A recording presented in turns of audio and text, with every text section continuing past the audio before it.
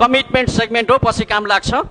तपाईँले भिडियो खिचे पनि हुन्छ, हरेकले हामी समय दिन्छौँ, बढीमा 2 मिनट। यो चाहिँ ऱ्यापिड फायर जस्तो छ।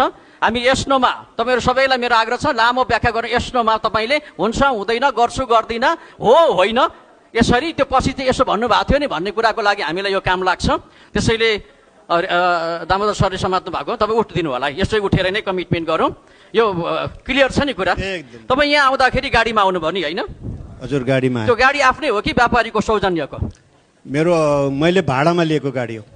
चुनावी खर्चको स्रोत चाहिँ के हो? मेरो चुनावी खर्चको स्रोत भनेको पार्टी सदस्य र पार्टी कार्यकर्ताहरूबाट कलेक्सन। जसले चन्दा भनेर दिए तिनीहरूको नाम र रकम सार्वजनिक गर्नुहुन्छ? गर्छु। वार्षिक रूपमा आफ्नो र परिवारको सम्पत्ति विवरण सार्वजनिक गर्नुहुन्छ? गर्छु। आफ्नै दलका भ्रष्ट सांसद नेता विरुद्ध कारबाहीको पक्षमा उभिनुहुन्छ? होइन, सधैँ उभिन्छु म। सांसद विकास कोष खारेज गर्न लबिङ गर्नुहुन्छ? गर्छु। सार्वजनिक खरिद प्रक्रिया, विकास निर्माण, टेन्डर प्रक्रिया पूर्ण पारदर्शी बनाउनको लागि पहल गर्नुहुन्छ? पहल गर्छु। हरेक एक वर्षमा यसरी नै सार्वजनिक सुनवाई गर्नुहुन्छ? गर्छु। आफ्नो संसदीय उपस्थिति र गतिविधिको अर्धवार्षिक वा वार्षिक रिपोर्ट कार्ड सार्वजनिक गर्न सक्नुहुन्छ? मैले त्रैमासिक रूपमा गर्दै आएको थिएँ र अब गर्छु। पार्टी निर्णय जनहित विरुद्ध भए असहमति जनाउन सक्नुहुन्छ? जनाउँछु, सक्छु। शिक्षा र स्वास्थ्य निःशुल्क कि सशुल्क? निःशुल्क। स्वास्थ्य बिमा के गर्ने, बन्द कि सुधार सहित निरन्तर? सुधार सहित निरन्तर गर्ने। सामाजिक सुरक्षा भत्ता लक्षित वर्ग कि सार्वभौमिक? सार्वभौमिक। सामाजिक सञ्जाल निर्वाध प्रयोग कि नियन्त्रण? नियमन सहितको निर्वाध प्रयोग। राजनीति के लागि गर्नुभएको छ? राजनीतिक समाजसेवाका लागि, उच्च स्तरको समाजसेवाका लागि। तपाईँ र परिवारको जीवनको निर्वाह स्रोत के हो? मेरो कृषि हो।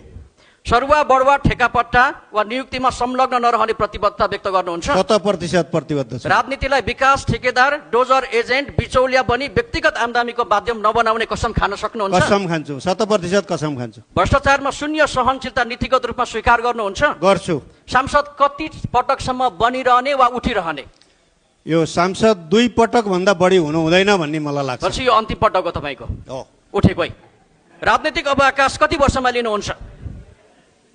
राजनीतिक अवकाश कति वर्षमा लिनुहुन्छ? 70 वर्षमा। अब अन्त्यमा भन्नुहोस्, तपाईँलाई नै यसपटक भोट किन हाल्ने?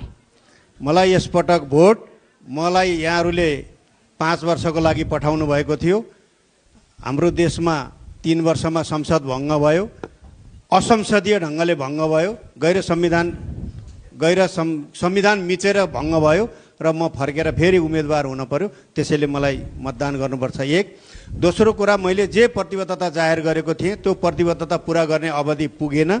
त्यो प्रतिबद्धता गरेका कुराहरू अहिले लागू भइरहेका छन् र कतिपय लागू गर्न बाँकी रहे। ती पुरा गर्नका लागि म अहिले उम्मेदवार भएको छु र यहाँहरू मतदाता, कास्की जिल्ला निर्वाचन क्षेत्र नम्बर 3 का मतदाताहरूले सूर्य चिन्हमा मतदान गरेर म दामोदर बैरागीलाई विजय गराउनुहुनेछ भन्ने मेरो विश्वास छ। धन्यवाद। धन्यवाद।